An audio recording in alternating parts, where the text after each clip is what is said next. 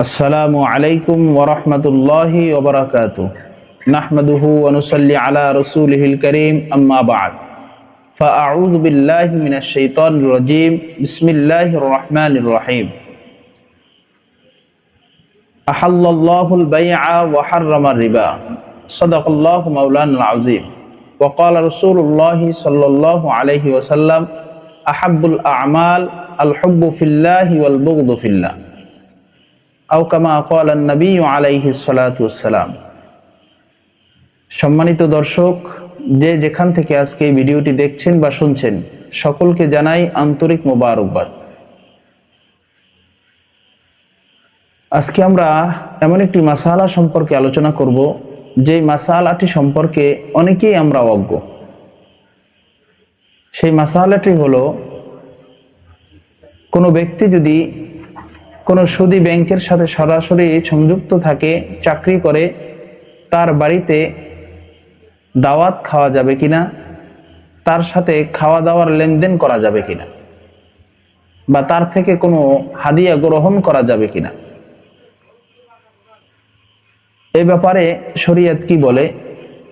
এ ব্যাপারে শরীয়ত বলে, যদি কোনো ব্যক্তি কোনো সুদী ব্যাংকের সাথে সরাসরি সংযুক্ত থাকে এবং সেখান থেকে বেতন পেয়ে থাকে, ভাতা পেয়ে থাকে এবং তা দিয়ে সংসার পরিচালনা করে, এমন ব্যক্তি হোক সে রক্তের কোনো আত্মীয় অথবা দূরের কেহ, বন্ধু বান্ধব, যেই হোক না কেন, তার বাড়িতে খাবার দাবার খাওয়া, তার সাথে কোনো লেনদেন করা, এটা সম্পূর্ণভাবে গুনাহের কাজ, এটা নাজায়েজ একটি কাজ। এ থেকে আমাদের পরিহার থাকতে হবে। বিগত দিনে যদি তার সাথে কোনো লেনদেন হয়ে থাকে, তার বাড়িতে কোনো দাওয়াত খাওয়া হয় বা অন্য কোনো লেনদেন যদি তার সাথে হয়ে থাকে, সেই লেনদেনের জন্যে, সেই দাওয়াত খাওয়ার জন্যে তাকে আল্লাহ রব্বুল আলামিনের কাছে ক্ষমা চাইতে হবে, নিজেকে লজ্জিত করতে হবে, কারণ এটা মারাত্মক একটা গুনাহ। এই গুনার কাজ থেকে আল্লাহ রব্বুল আলামিনের কাছ থেকে ক্ষমা চাইতে হবে। আর যদি তার পক্ষ থেকে কোনো হাদিয়া আসে, তাহলে সেই হাদিয়া কোনো গরিব মিসকিনদেরকে দান করে দিতে হবে। এটা ব্যবহার করার কোনো অনুমতি নেই।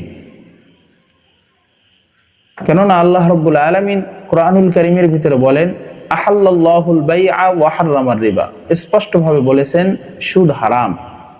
সুদের সাথে যে যুক্ত থাকবে, তার সাথে সকল প্রকার লেনদেন, সকল প্রকার সম্পর্ক তার সাথে ছিন্ন করতে হবে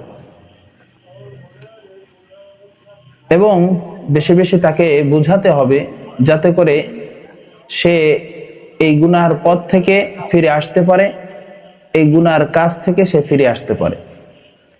আর যদি তিনি একটি কৌশল অবলম্বন করেন, হতে পারে কিছুটা গুনাহ তার কম হবে।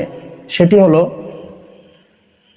যে, আমরা কোনো একটি মাসালা, কোনো একটি ভিডিওতে বলেছিলাম, কৌশলটি হলো কোনো বিধর্মীর কাছ থেকে তার পরিবার পরিচালনা করার জন্যে কোনো বিধর্মীর কাছ থেকে প্রতি মাসে কিছু টাকা ধার নিয়ে পরিবারের পিছনে সেই টাকা ব্যয় করা, খরচ করা, পরবর্তীতে বেতন পাওয়ার সাথে সাথে ওই বিধর্মীকে বিধর্মীর ওই ঋণ পরিশোধ করা। এটি একটি কৌশল। এর কারণে কিছু গুনাহ কম হবে, তবুও যত দ্রুত সম্ভব এই গুনার কাজ থেকে ফিরে আসা।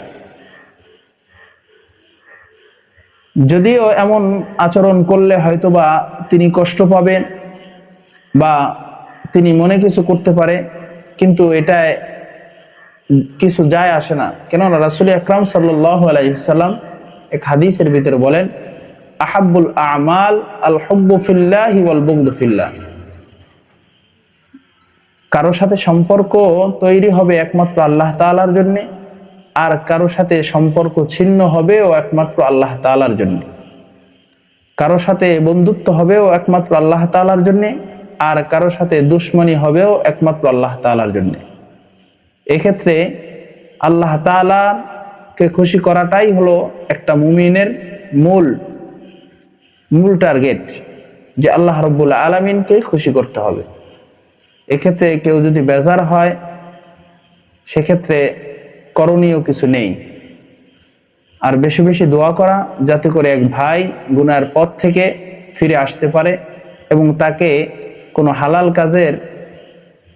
হালাল কাজ দেখানোর ক্ষেত্রে সাহায্য করা, সহযোগিতা করা। আল্লাহ রাব্বুল আলামিন আমাদের সকলকে গুনার কাজ থেকে ফিরে আসার তৌফিক দান করুক, শরঈ মাসালা অনুযায়ী নিজের জীবনকে পরিচালনা করার তৌফিক দান করুক। আমিন। ওয়া মা তাওফীকি ইল্লা বিল্লাহ। আসসালামু আলাইকুম ওয়া রাহমাতুল্লাহি ওয়া বারাকাতুহু।